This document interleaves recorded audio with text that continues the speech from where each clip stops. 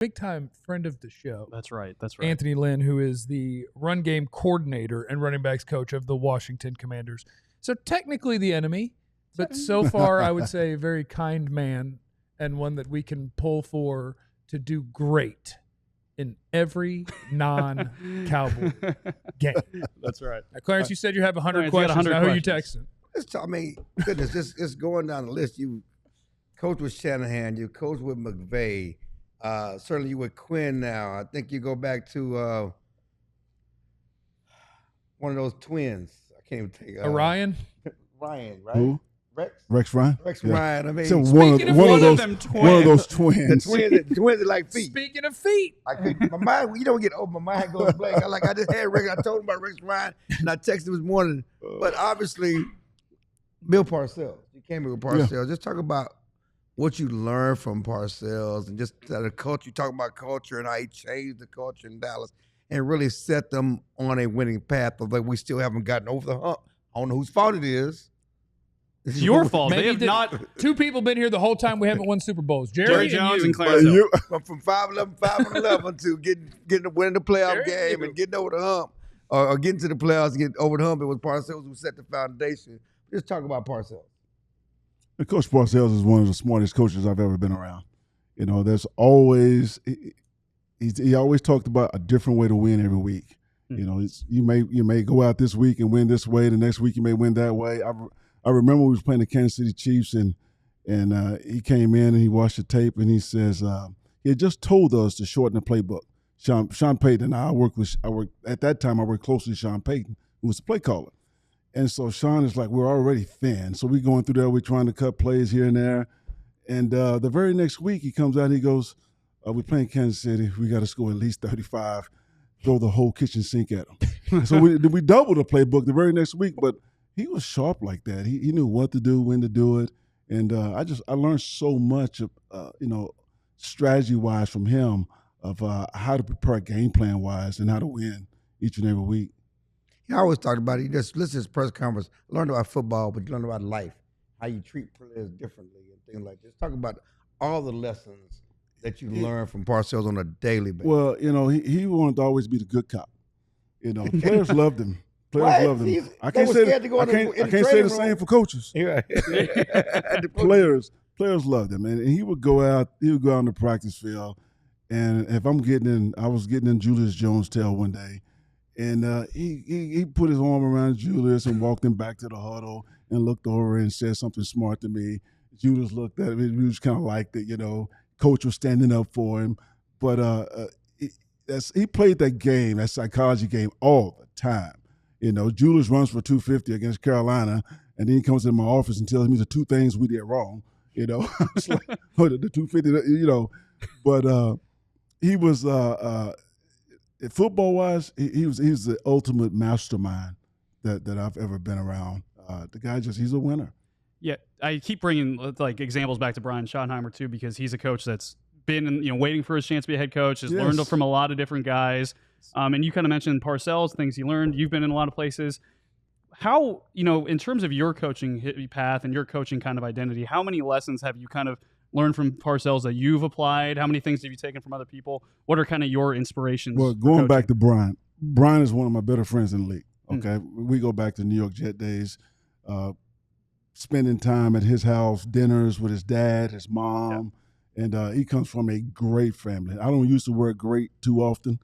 I think people use it all the time, but great to me is something that comes around every once in a while, not every damn day. Mm-hmm. Well, that man comes from a great family, and he was born to be a head coach, raised by the mother that he had and the father, and he was really hot at one time, and then he got a little cold, but I was so happy to see him get his opportunity because the people are going to be. I'm not going to be surprised, but I think he's going to turn some heads. He is a natural head coach.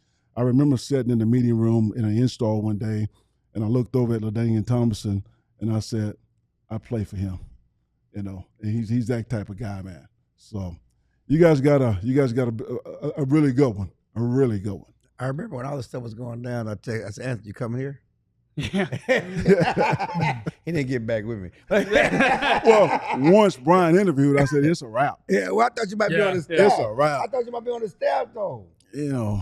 But he's good where he's at. He's good. He's busy. He's doing okay. Definitely good where he's at. It's always a soft spot for the Cowboys because I grew up here in Dallas, but right now, they don't pay the bills. Yeah. No.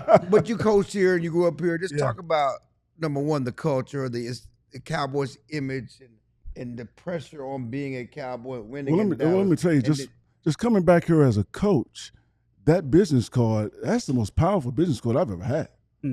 I mean, when you're a Cowboy, I mean, the culture that Mr. Jones has built here, it is unbelievable. And I know you guys talk about hadn't won this and that, need to make changes. I don't feel that way because I know at one of the toughest times in my life, I'm with the Cowboys in training camp, and I get hit by a damn car.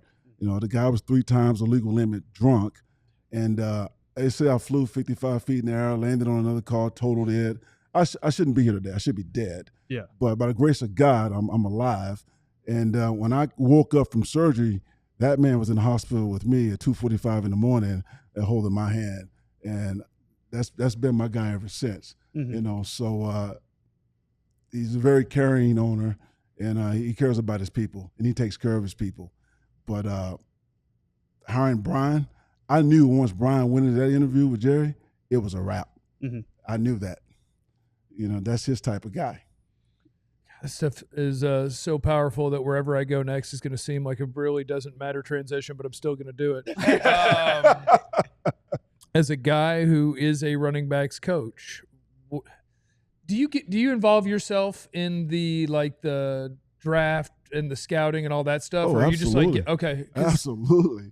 So watching the Cowboys every once in a while, because I watch tape of couple hundred guys a year, give or take. Okay. And Jayden Blue was one of the guys that I really, really liked, and I hoped he would be a Cowboy. That's your kid from Texas, right? Yes. Yeah. The speedster from Texas. And they took him in the 5th round.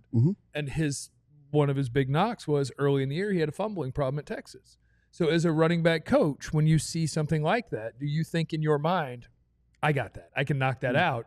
Or is that this is something that could stay with a guy? Okay, so early in his career last year, because he's really is his first year playing, he fumbled the ball, I think, 3 times. Okay, but prior to that, was he a fumbler? Did you go back and look at his high school history, look at his carries he had in high school? I think he's from up Houston area. No, he's not. He's not. Defenses are trained to attack the football, and sometimes you have to get used to that and make that transition. And so you go into your fundamentals of how you carry the football. Some kids are taught that better than others, and some kids it takes longer. But I know when he came back after he fumbled had those 3 fumbles, did he fumble it again? Nope.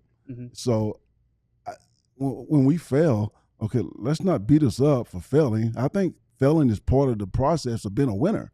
You got to fail so you know what you're doing wrong so you can correct it and be successful in life. I think just ain't too many times when we fail, we get down on people. And that's just part of the process. Running backs coach, run game coordinator with Washington. Number one, people want to know what type of offense you think Brian's going to run, or offense coordinator is going to be. And secondly, he's focused on improving the running game and making life easier for Dak. How important is that? Well, he understands the importance of a run game.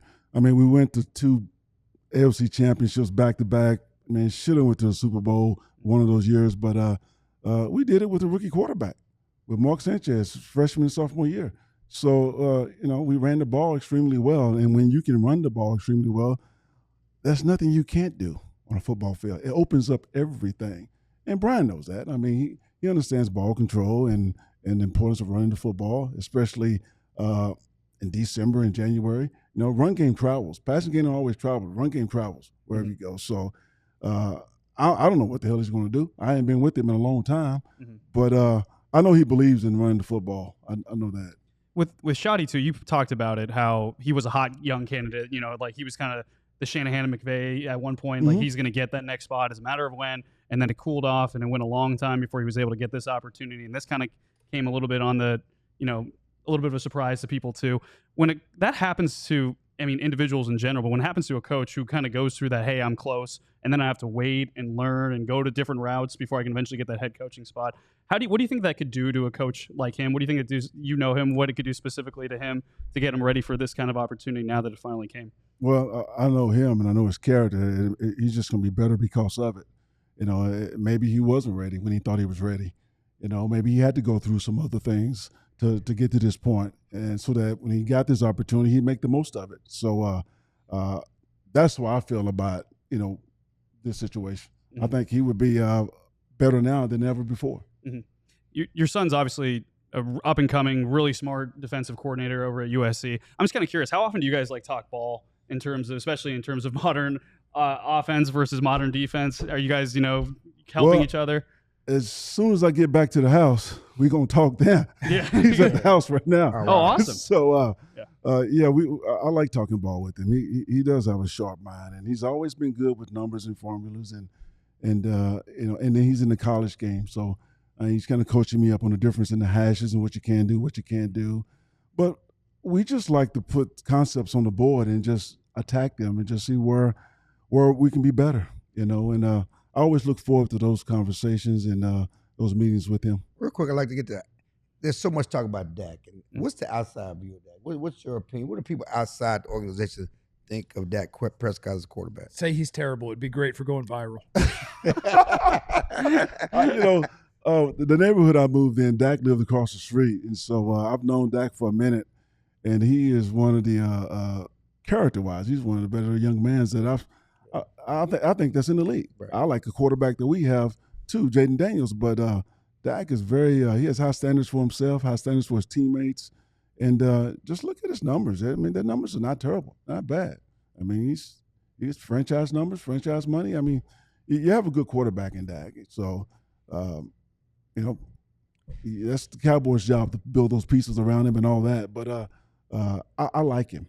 One thing you told me during the season was how the Cowboys defended Daniels was different than everybody else. Because you look at the numbers, the Cowboys had a lot of success. Brought in Mariota to whoop our tail. Don't be telling my secrets. Okay? That's not a secret.